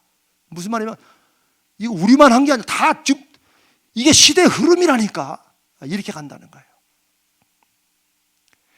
근데 이게 지금 하나님께서 하신 말씀이 아니고 이미 2000년 전에 하신 말씀이에요. 저는 성경이 놀랍다는 것이, 성경은 인간이 어떤 존재인가를 좋은 면에서나 부정적인 면에서나 가장 정확히 알아요. 제가 박사과정에서 경제와 문화를 공부했지만 제가 공부한 핵심은 처음부터 인간이었어요. 그래서 처음에 기독교 윤리학과 사회학으로 출발했다가 경제문화로 옮겨가면서도 놓치지 않은 것은 인간이 어떤 존재인가 하는 거예요. 인간이 죄인이라고 하는 것이 무슨 의미고, 그리고 하나님의 형상으로 지음을 받았다는 게 무슨 뜻인가, 이거를 일반 사회에도 사람들이 이해할 수 있도록 그걸 공부하고 이제 한 게 제가 공부한 거예요. 근데 제가 깜짝 놀라는 것은 현대 경영에서 말해주는 아주 중요한 원칙과 원리들이 다 성경에, 뭐 제가 다라고 말하면 뭐 마치 공부를 다 한 것 같지만 그건 아니고 제가 그래도 파악하는 한 성경에 다 있었다는 거예요. 제가 거기서 깜짝 놀라는 거예요. 지금 오늘날에 제가 말씀드린 대로 누구나 다 그렇게 한다. 이게 사람들에게 뭐가 돼요? 양심에 편안해져. 아, 그런가? 나만 하는 게 아니구나. 나만 하는 게 아니고 많이 하면 할수록 이게 사람들의 죄가 안 되는 것처럼 생각해요. 근데 여러분, 죄라는 게 다수결로 가면 되겠습니까? 안 되죠. 그렇죠? 다른 거는 뭐 다수결로 할 수 있어요. 우리가 우리 자 시간 급하니까 집사님 잡채만 먹지 말고 그냥 짬뽕 짜장 둘 중에 하나 갑시다. 이러고 다수결로 갈 수 있어, 서로가. 근데 이런 게 아니고 죄가, 그래도 이거 3분의 2가 했으면 이거 이제 죄 아니라고 합시다. 이건 될 수 없는 거죠. 그런데 사람들은 양심의 문제를 그런 식으로 풀어간다는 거예요. 그 양심의 눌림을 없애기 위해서 사람들을 더 많이 끌어들이면 돼. 죄인을 더 많이 끌어들이면 그럼 우리는 죄가 없다고. 요즘 마찬가지. 요즘에 우리나라 제일 문제 중에 하나가 바로 사법체계라고 그러잖아요. 사법체계. 저는 지금 오늘날 정치 얘기를 하는 게 아니고 이 시대의 흐름을 얘기하는 거예요. 이제 사람들이 어떤 법원에서 결정을 내리면 그 판사 돈 먹었나? 혹은 정치로 관련된 이런 얘기가 이제 다 생각될 만큼 지금 원래 법과 법 집행은 공정이 최고예요. 공정이. 9,999명이 다 옳다고 해도 한 명의 작은 목소리라도 이 사람이 옳다고 얘기할 수 있는 게 이게 공정한 법체계예요. 하나님께서는 저 구약 시대도 계속 이걸 강조하셨어요. 계속 이게 공정해야 된다. 법은 공정해야 된다. 우리도 말은 잘하지. 말은. 그런데 이 시대는 점점점 악해져 가는데 그 악해져 간다는 뜻이 뭐예요? 사람이 많고 여론과 압력에 눌리면은 그게 죄가 아닌 것으로 이렇게 돼가는데 그게 이미 로마서 1장에 이미 다 말씀되어 있다라고 하는 거예요. 그게 죄의 특징이라는 거예요. 죄인들은 죄를 짓고 나서 불안하니까 사람들을 더 끌어들이고 많은 사람이 함께함으로써 괜찮아. 근데 그 속에는 설마 하나님 우리를 다 죽이시겠냐? 제가 이걸 이렇게 제가 또 한 번 공부로 준비하면서 옛날에 그러기도 했어요. 우리 중학교 때 애들이 이제 해서 뭐 선생님이 하지 말자는 가잖아요. 가령 예를 들어서 이제 저는 뭐 생각보다 막 그렇게 악한 사람 아니었습니다. 그냥 제가 솔직히 여러분을 이해를 돕게 사는 거예요. 자율학습. 근데 학교 끝나고 자율학습은 괜찮아요. 어차피 학교 온 거니까. 그런데 꼭 5월 5일 이런 빨간 날 오라는 게 있었어요. 그때. 한 번은 우리가 너무 오기 싫어가지고 우리끼리 딱 모여가지고 반장관이 다 모여가지고 우리가 다 안아보자. 설마 선생님이 우리를 다 때리시겠냐? 그랬다가 다 두들겨 맞았어요. 빠져가지고. 근데 사람의 마음은 그런 거예요. 설마 우리가 다 하는데 그게 문제가 되겠냐? 죄는 그 자체로 문제다. 그리고 나쁜 짓은 꼭 혼자 안 해. 같이 해야 마음이 든든해져. 이게 사람이 죄인이라는 것의 아주 실적인 특징 중에 하나다. 근데 이 모든 결과가 왜 생겨요? 인생에서 하나님 두기를 싫어하기 때문이다. 하나님께서 자유의지를 주신 것은 우리에게 선택권을 주신 것은 심지어 하나님을 싫어할 수 있는 그런 선택권까지 주신 것은 그만큼 하나님이 자원하는 마음으로 얘가 그렇게 안 할 수도 있는데 오히려 그런 자기의 자유의지나 이런 걸 가지고 하나님을 사랑한다. 이걸 바라시는 거죠. 여러분 우리가 이제 마침 오늘 어린이날이니까 이제 다음 주를 봐야 돼. 그렇죠? 다음 주 어버이날에 우리 애들이 뭘 어떻게 하는가 한번 두고 보리라. 이제 그런 거 있잖아요. 그런데 애들이 어렸을 때는 그걸 가르쳐야 됩니다. 그렇죠? 애들이 자동적으로 알아서 한다고 생각하지 마세요.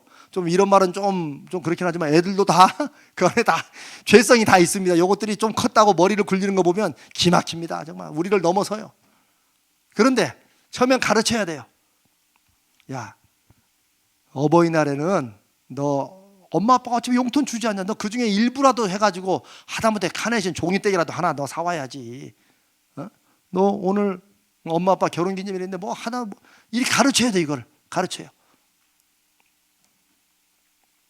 그런데 가르쳐야 되는데 처음에는 가르치는데 만약 여러분 얘들이 7살, 10살, 15, 20, 30, 40, 50까지 매번 가르쳐야 돼. 자, 여러분 그런 선물 받고 싶으십니까? 50살 먹은 자기 전해가지고 야, 너 다음 주 어버이날이다. 너 엄마가 통장에 돈 넣었다. 카네이션 사와라. 그래서 그 카네이션 받으면 기분 좋습니까? 그래도 우리 아들이 50 먹었는데 이 카네이션을 사왔네.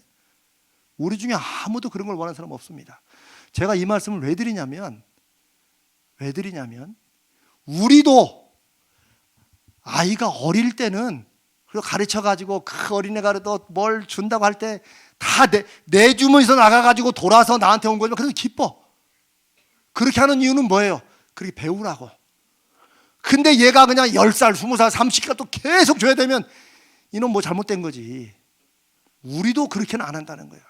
그런데 마치 우리가 하나님은 그냥 계속 그렇게 우리가 뭘 안 하면 또 막 벌 주죠. 심판날. 그럼 우리가 또 벌 받아가지고 또 눌려가지고 하나님을 막 예배하고 마치 하나님은 그런 것을 원하시는 하나님처럼 우리가 생각하고 있다면 우리도 그런 예배, 우리도 그런 찬송, 우리도 그런 대접 안 받고 싶어 하면서 하나님은 죄송합니다. 하나님이 뭐 모자라시는 분도 아니고 하나님이 뭐가 아쉬워서 우리에게 그런 찬송과 그런 예배와 그런 사랑을 그것도 옆구리 막 쿡쿡 찌르고 이런 걸 받고 싶어 하시겠냐고요.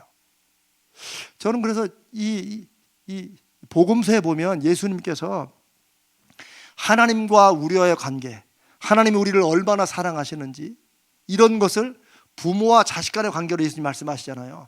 이게 참 정말 기막히고 정말 딱 들어맞는 말씀입니다. 하나님이 나를 어떻게 보실지, 내가 뭘 하면 하나님이 기뻐하실지는 다른 거 볼 거 없어요. 나하고 내 자식 간의 관계를 보면 제일 정확하게 들어맞아요.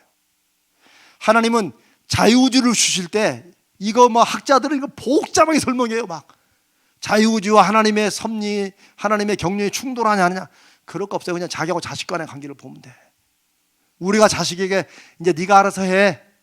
그동안에 엄마 아빠가 자 내일은 무슨 날이다 해서 돈 주고 하라고 했지만 이제는 한번 네가 한번 해봐 하는 마음은 뭐예요?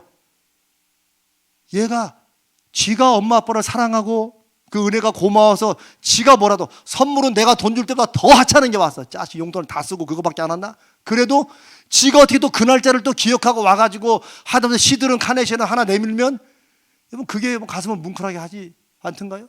그렇죠? 왜? 얘가 지 마음에서 나와서 한 거야.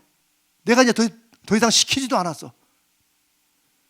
그런 게 우리에게 더 기쁨일진데 하물며 하나님께서 우리에게 자유의지를 주신 게 어떤 학자들은 하나님이 괜히 자유의지를 주셔가지고 안 주셨으면 그냥 로봇같이 딱 시켜놨으면 우리가 하나님을 어기지도 않았을 것이냐.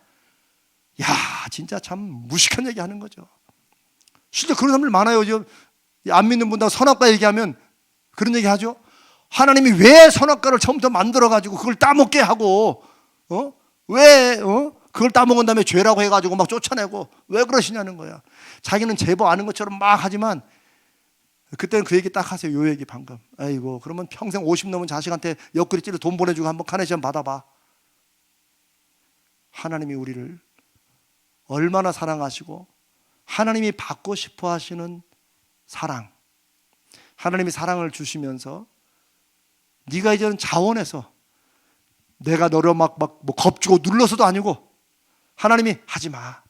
괜찮다.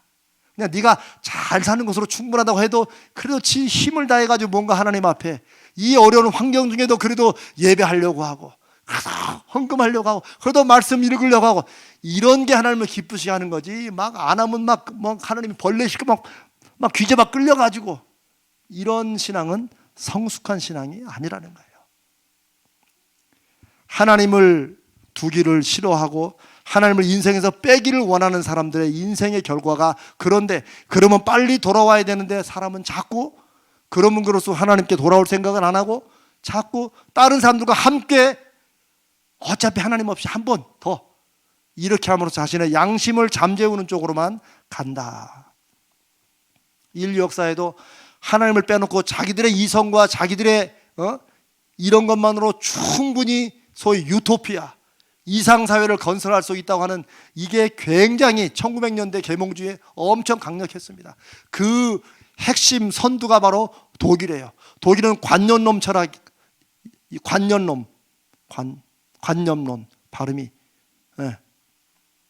이 철학이 엄청 발달한, 그래서 독일 사람들만큼 뭔가 분석하고 이해하고 이런 것에 뛰어난 사람이 없어요. 특히 독일 사람들은 자기들이 가지고 있는 인간의 이성이라는 것에 굉장한 기대를 하고 이성 지상주의가 됐어요. 그런데 결국은 1, 2차 세계대전의 중심이 누구예요? 바로 그 독일이었습니다. 아무리 이성적으로 뛰어나고 아무리 철학이 발달하다고 해도 하나님 없는 이성, 하나님이 없는 인간들끼리만의 법, 철학, 심지어 양심까지도 하나님이 빠지면 결과는 어떻게 됐어요?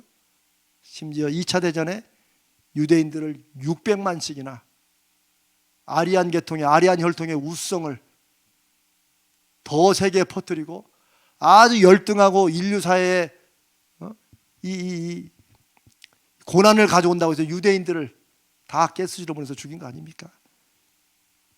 우리의 문제는 교육, 철학, 경제, 환경, 요즘은 다 그런 문제라고 하지만 사실은 하나님이 우리 삶에서 기준이 안 되고 하나님 없이 결정하는 것이 우리 사회의 문제라고 성경은 이미 2000년부터 말씀하시고 지금도 말씀하십니다. 우리가 이런 얘기를 밖으로 하면 또 예수 믿는 사람들 또 그렇다 하지만, 그래도 나는 그런 얘기 할 거 없이 우리부터 하나님을 그러면 중심에 모신 사람들의 삶이 무엇인가를 우리의 삶의 모습으로 보여주는 것.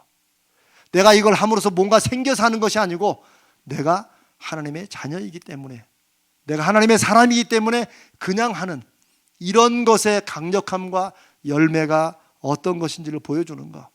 저는 이게 이 시대에도 우리 하나님 믿는 사람들에게 주신 하나님의 귀한 책임이라고 믿습니다. 그래서 우리 교회는 하나님을 모시고 하나님을 중심으로 하고 하나님을 기준으로 하고 하나님과 함께하는 것이 무엇인가를 연습하고 확인하고 경험하는 가장 중요한, 어떻게 보면 산실이라고 할까요? 그런 것이 교회입니다. 교회는 별거 아니에요. 교회는 그런 면에서 여기에서 하나님 앞에 하나님과 함께 사는 것이 즐거워야 돼요. 근데 이제 어떤 분들은 이제 그걸 오해해가지고, 이제 제가 전에 그런 말씀 드렸나? 자기는 천국 가면 너무 괴로울 것 같대요. 그래서 야, 세상에 천국 가면 괴로울 것 같다는 사람은 또 처음 봐서, 집사님인데. 그래서 왜 그러냐니까 자기는 노래하는 걸 싫어한대요, 별로.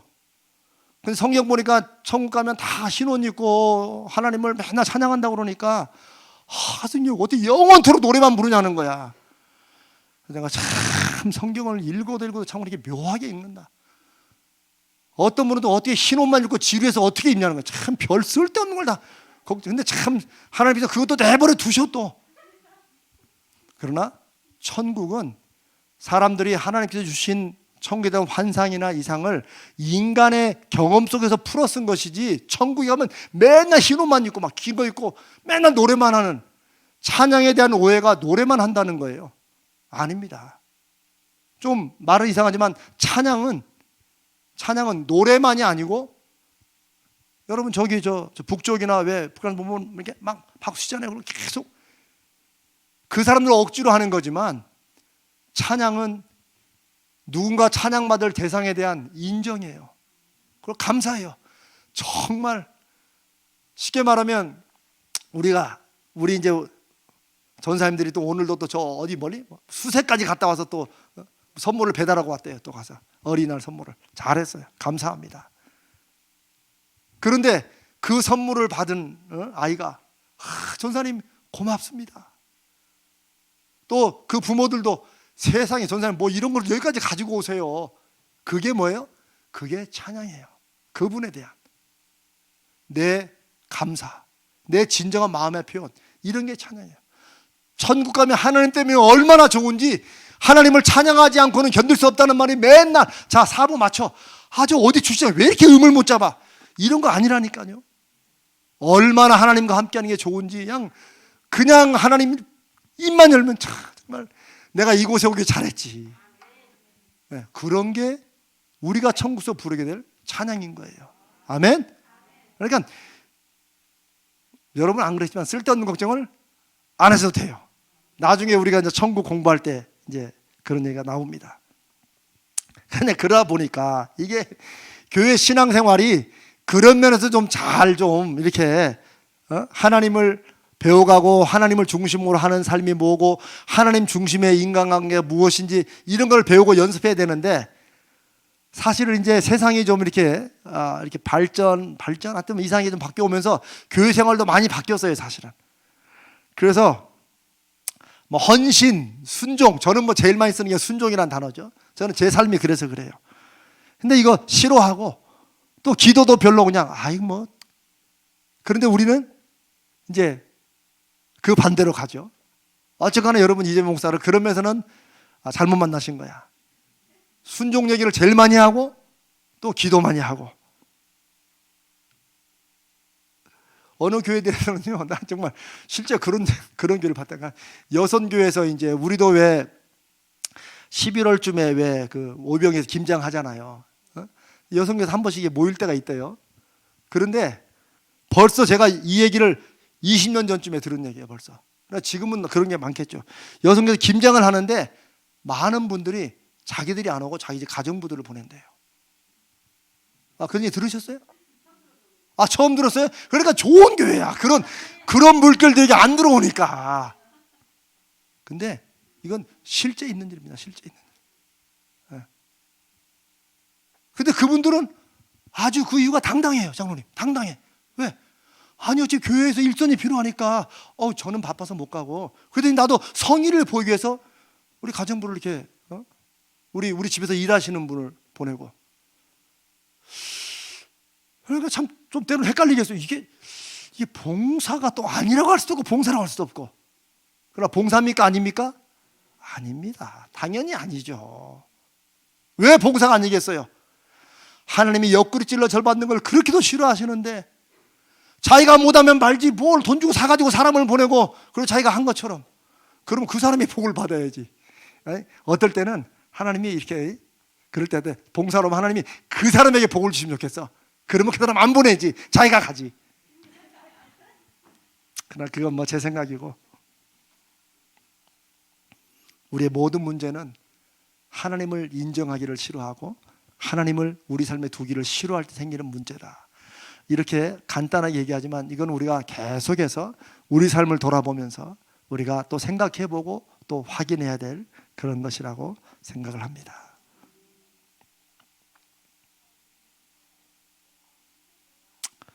자,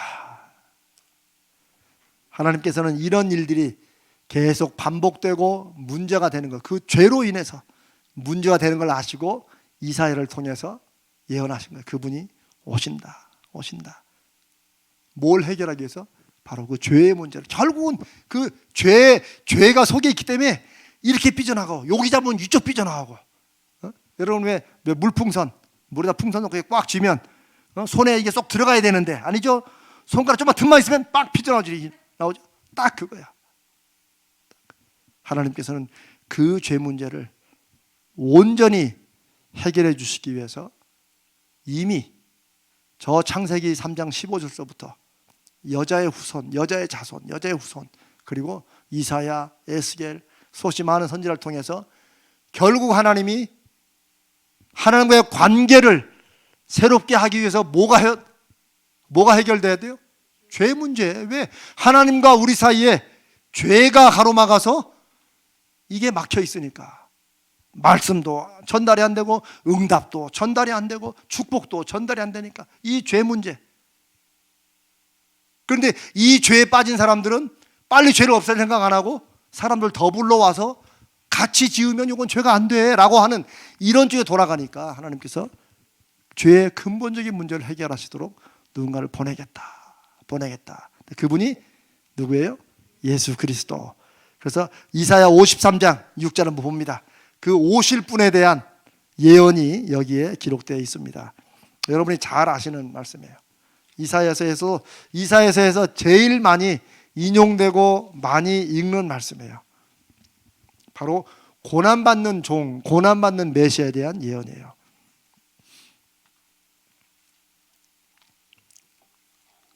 자, 제가 한번 여기 이제 기록된 대로 제가 한번 읽어볼 테니까 여러분은 한번 들으시고 이게 누구를 말하고 있는지, 누구에 관한 예언인지 한번 여러분 생각해 보세요. 한번 눈을 감으시고, 제가 뭐 목소리는 안 좋지만 제가 우리 죄 문제를 해결하시기 위해서 누군가를 보내신다는 그분에 대한 말씀입니다. 제가 세번역 성경을 한번 읽어보겠습니다. 우리가 들은 것을 누가 믿었느냐? 주의 능력이 누구에게 나타났느냐? 그는 주 앞에서 마치 연한 순과 같이 마른 땅에서 나온 싹과 같이 자라서 그에게는 고운 모양도 없고 훌륭한 풍채도 없으니 우리가 보기에 흠모할 만한 아름다운 모습이 없다. 그는 사람들에게 멸시를 받고 버림을 받고 고통을 많이 겪었다. 그는 언제나 병을 앓고 있었다. 사람들이 그에게서 얼굴을 돌렸고 그가 멸시를 받으니 우리도 덩달아 그를 귀하게 여기지 않았다. 그는 실로 우리가 받아야 할 고통을 대신 받고 우리가 겪어야 할 슬픔을 대신 겪었다. 그러나 우리는 그가 징벌을 받아서 하나님에게 맞으며 고난을 받는다고 생각하였다. 그러나 그가 찔린 것은 우리의 허물 때문이고 그가 상처를 받은 것은 우리의 약함 때문이다. 그가 징계를 받음으로써 우리가 평화를 누리고 그가 매를 맞음으로써 우리의 병이 나았다. 우리는 모두 양처럼 길을 잃고 각기 제 길로 흩어졌으나 주님께서는 우리 모두의 죄악을 그에게 지우셨다. 그는 굴욕을 당하고 고문을 당하였으나 아무 말도 하지 않았다. 마치 도살장으로 끌려가는 어린 양처럼, 마치 털 깎는 사람 앞에서 잠잠한 암양처럼 끌려가기만 할 뿐 아무 말도 하지 않았다. 그가 체포되어 유죄 판결을 받았지만 그 세대 사람들 가운데서 어느 누가 그가 사람 사는 땅에서 격리된 것을 보고서 그것이 바로 형벌을 받아야 할 내 백성, 우리의 허물 때문이라고 생각하였느냐? 그는 폭력을 휘두르지도 않았고 거짓말도 하지 않았지만 사람들은 그에게 악한 사람과 함께 묻힐 무덤을 주었고 죽어서 부자와 함께 들어가게 하였다. 이게 누구 얘기예요? 예수님. 우리는 이미 다 들어서 알지만 이 얘기가 예수님 오시기 700년 전에 쓰여지고 예언되었다는 거예요. 이거를 상상을 해가지고 700년 후에 일어날 상상을 해가지고 이런 걸 쓴다는 건 그건 불가능하죠. 누군가 태어나기 700년 전에 이렇게 세세하게 말할 수는 없지요. 특별히 6절에 우리는 모두 양처럼 길을 잃고 각기 제 갈 길로 흩어졌으나 주께서 우리 모두의 죄악을 그에게 지우셨다. 성경에서 양 참 좋아하죠. 우리는 양. 그런데 여기서 우리는 양과 같다, 양처럼 길을 잃고 하는 말은 부정적인 말입니다. 굉장히 양에 대해서 부정적으로 말하는 거예요. 바보 같다는 뜻이에요. 저는 뭐 성지순례를 못 가봐서 언제 한번 기회가 되면 여러분들하고 또 가볼 수 있는 기회가 있지 않나. 한 번도 못 가봤어요. 그런데 뭐 이제 이스라엘 다녀오신 분들, 그냥 저도 그냥 들은 얘기입니다. 이스라엘 다녀오신 분들은 양들을 키울 때 중간중간에 염소를 같이 넣는다고 그래요. 왜냐하면 양들은 더운데도 자꾸 들러붙는데요. 그 육중한 털을 가지고 막 들러붙는데요. 그래서 이제 그 들러붙으면 자꾸 피부병 걸리니까 염소들이 다니면서 막 들이받는 거 떨어지라고. 근데 어떤 분이 우스갯소리로 양들이 왜 더운데도 들러붙는 줄 아세요? 왜? 옆 사람 더우라고. 옆에 양 더우라고 그런데요. 혼자 떨어지면 저름 시원할까봐. 무슨 말인지 알겠어요? 아, 이거 웃자고 한 건데 여러분이 마스크를 쓰고 웃지 않으니까. 이제 그게 양이라는 거예요. 양은 풀만 보이면 주인 생각 안 하고 그 다음에 뭐가 있는지 모르고 그냥 쫓아간다는 거예요. 그게 그 양의 특징이라는 거예요. 성경에 보면 믿는 사람들을 하나님 앞에서 하나님의 사람들을 양이라고 많이 표현했는데 우리는 푸른 풀밭에 양떼 들이는 것을 막 평화롭고 아름답게 보지만 사실은 성경에서 말하는 양들은 굉장히 사고뭉치예요. 지만 보고 뭐 하나 꽂히면 그냥 막 달려가는, 그리고 막 길 잃어버리고 또 찾아달라고 매거리고. 그 예수님도 양에 대해서 길 잃어버린 한 마리 양을 위해서 99마리 놓고 가고 막 이런 거 나오잖아요. 한 번도 양에 대해서 긍정적인 말이 없어요. 다만 어디에서? 여기 이사야서 53장에서.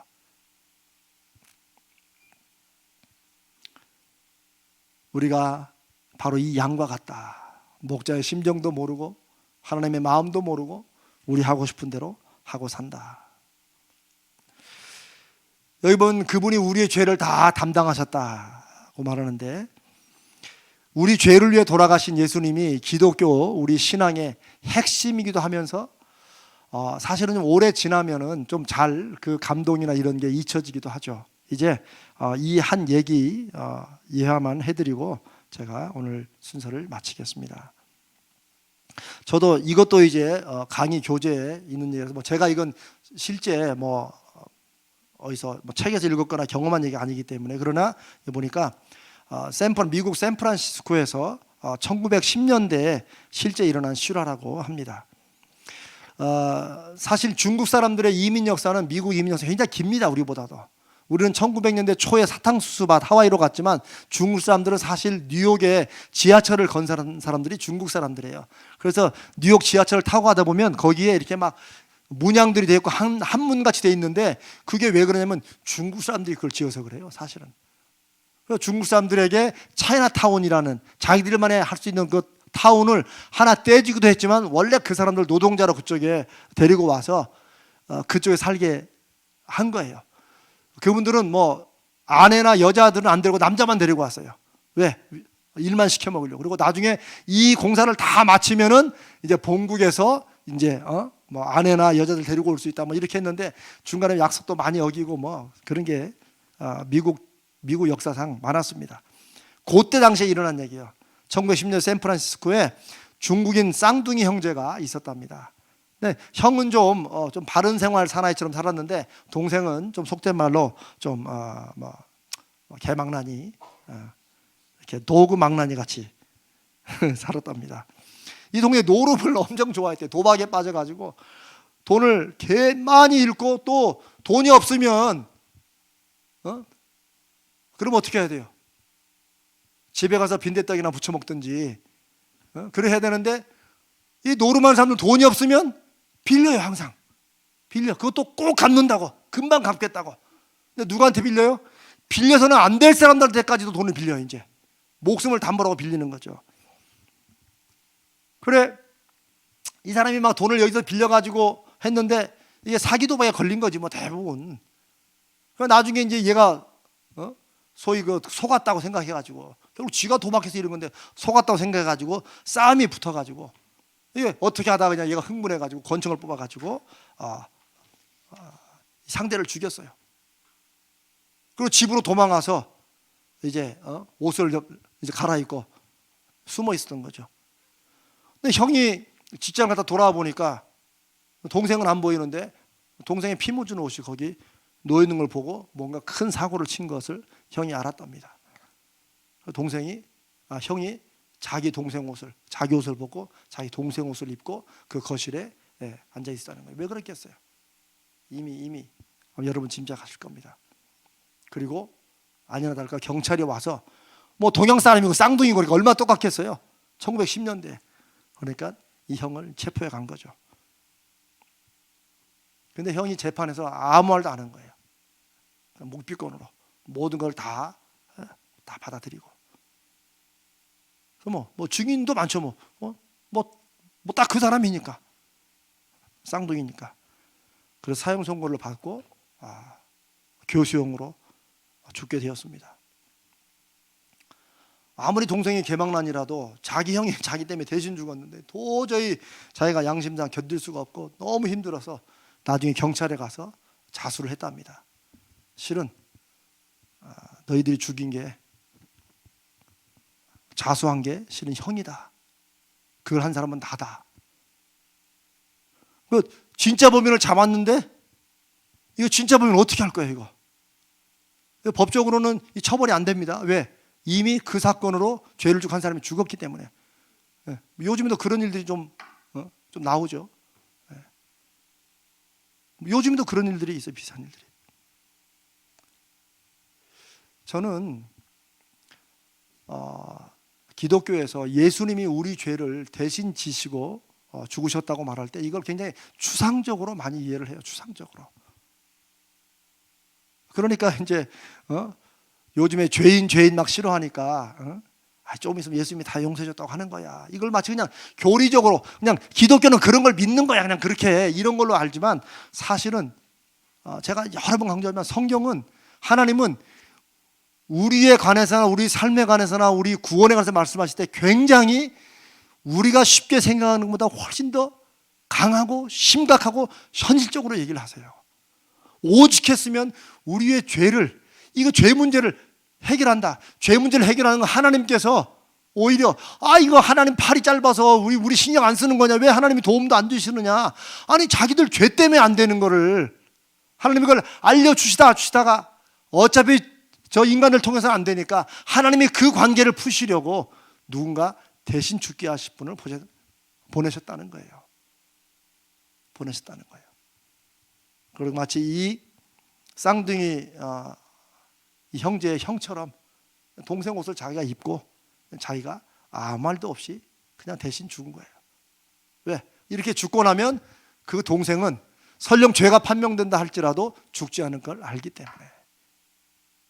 예수님이 우리를 위해 돌아가셨다는 게 그냥 상상으로, 그냥 우리가 그냥 추상적으로 기독교는 그렇게 믿는 거야.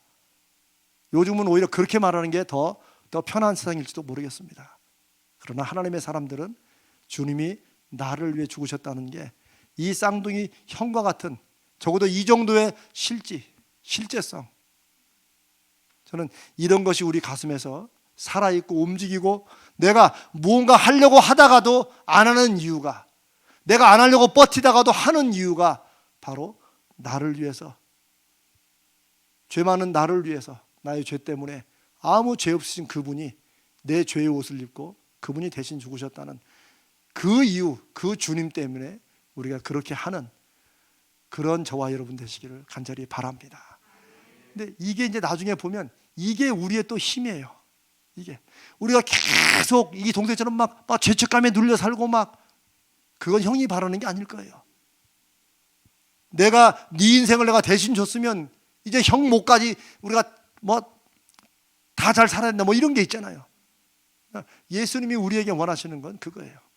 주님이 우리를 위해 죽으시고 우리의 죄를 다 용서해 주셨으니까 우리는 이제 전혀 다른 인생을, 이제는 정말, 그래서 그리스도의 장상 분량이 충만한 데까지도 우리가 알아야 되고, 그리고 우리가 우리 생명의 가장 끝간 데까지 풍성한 삶을 우리가 누려야 돼요. 우리를 위해 가장 잘 사는 길이 하나님께 영광이 되는 길이고, 하나님의 영광을 위해 정말 사는 길이 우리 인생을 가장 잘 사는 길입니다. 교회는 그런 것을 우리가 함께 말씀을 통해 배우고 연습하고 서로 격려하고 서럽게 살도록 서로 이렇게 박수 쳐주고 이끌어주고, 이런 게 교회입니다. 그냥 예수 이름으로 서로 싸우고 갈라지고 이러면서 난 저 사람 때문에 다시 시험조사 하나, 이러려면 주님께서 왜 교회를 만들겠어요? 그런 연약한 모습이 다 있을지라도 우리는 여전히 다 죄인이기 때문에, 죄인이 죄인을 함께 품어야 되는 이유는 죄 없으신 그분이 우리를 위해서 죽으시고 우리 죄를 없애하셨기 때문이다. 그분은 여전히 우리를 믿고 우리의 자발적이고 스스로 자유의지에서 나오는 그런 순종과 그런 찬양과 그런 예배와 그런 모든 하나님과 관계를 하나님이 원하신다. 그리고 이 예수 그리스도의 대신 죽으심이 바로 하나님의 사랑인 것입니다. 아멘.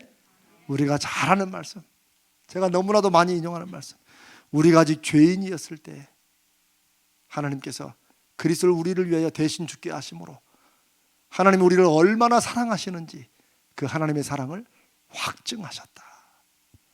이게 하나님의 사랑입니다. 아멘. 이제 다음 주에는 이제 이 사랑을 어떻게 내 것으로 받아들일 것인가. 이미 여러분은 다 받으셨지만 제가 처음 예수 믿는 것처럼 한다고 그랬죠. 처음 신앙생활 하는 것처럼. 그래서 다음 주에는 회개라는 것, 그 예수님의 십자가의 죽으심과 그 구원의 용서가 어떻게 내 것이 되는가 하는 것을 회개라는 주제를 가지고 우리가 말씀을 배우도록 하겠습니다. 여러분 질문 있으세요? 없으십니까? 네. 우리 기도하고 마치겠습니다. 주님, 오늘 하나님의 사랑에 대해서, 하나님이 우리의 죄 때문에 어떤 일을 하셔야 됐는지, 그리고 죄는 무엇인지, 하나님과 우리 사이의 관계가 막히고 우리가 하나님 없이 살면 얼마나 우리가 잘 살 수 있었는데 했던 우리의 생각들, 하나님이 없는 삶이 얼마나 실제적으로 정말 비참하고 힘들고 어려운지를 우리가 말씀을 통해서 배웠고, 또 우리의 오늘 현재의 모습을 통해서도, 이 현대 사회의 모습을 통해서도 우리가 돌아보게 됩니다. 주님, 부족하고 연약하지만 저희들을 하나님의 자녀로 불러주시고 그 하나님의 사랑을 다시 한번 깨닫고 발견케 하심을 감사합니다. 오늘 이 말씀을 함께 듣고 배우고 나는 우리 모든 성도들에게 주님, 이 하나님의 사랑의 이 약속과 이 말씀이 이번 한 주간을 살아가는 우리 성도들에게 힘과 의지와 능력과 반석이 되게 역사하여 주시옵소서.